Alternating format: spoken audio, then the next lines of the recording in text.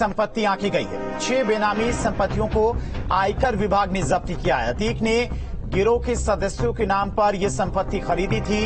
लखनऊ की बेनामी यूनिट जांच कर रही है और सूरजपाल के नाम से करीब 100 बीघा जमीन खरीदी गई थी। 5 साल पहले प्रयागराज डीएम की जांच में इसकी पुष्टि हुई थी। डीएम ने जांच के बाद रिपोर्ट आयकर विभाग को भेजी थी।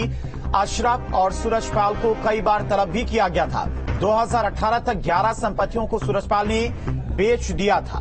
तो 6 बेनामी संपत्तियों को आयकर विभाग ने जब्त किया है। अतीक ने अपने गिरोह के नाम पर ये संपत्तियां खरीद रखी थी। अशरफ और सूरजपाल के नाम पर ये संपत्तियां खरीदी गई थी। 2018 तक 11 संपत्तियों को सूरजपाल ने बेच भी दिया था। इस बात की भी जानकारी आयकर विभाग को लगी है। डीएम ने जांच की थी और जांच रिपोर्ट आयकर विभाग को भेजी थी, जिसके बाद आयकर विभाग की तरफ से 6 बेनामी संपत्तियों को जब्त करने की कार्रवाई की गई। तो बड़ी खबर आपको बता दें कि करीब 6 करोड़ 35 लाख की संपत्ति जब्त की गई है। बेनामी संपत्तियों को आयकर विभाग ने जब्त किया है। और इसी खबर पर तमाम जानकारी के साथ में प्रयागराज से संवाददाता मानवेंद्र हमारे साथ जुड़ गए। मानवेंद्र, अभी जैसे जैसे जांच चल रही वैसे वैसे ये तमाम सारे खुलासे हो रहे कि अतीक अहमद ने कितनी और संपत्तियां अपने गिरोह के अन्य सदस्यों के नाम पर खरीद रखी थी।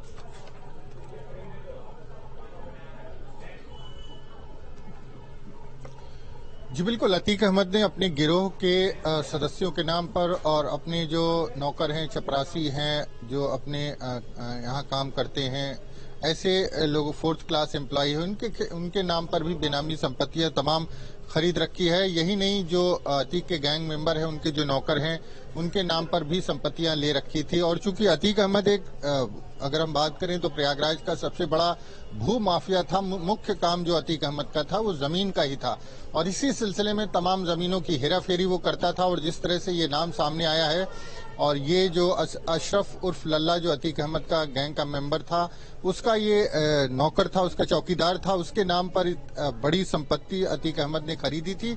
और 2018 से पहले से लगातार उसकी खरीद फरोख्त और बेचा भी जा रहा था।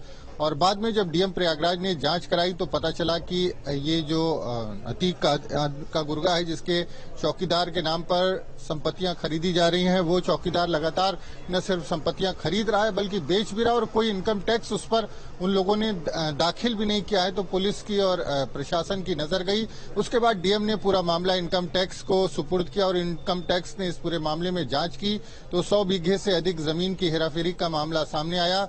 जमीन किसी और की थी, नाम किसी और के खरीदी गई, बेची किसी और के गई।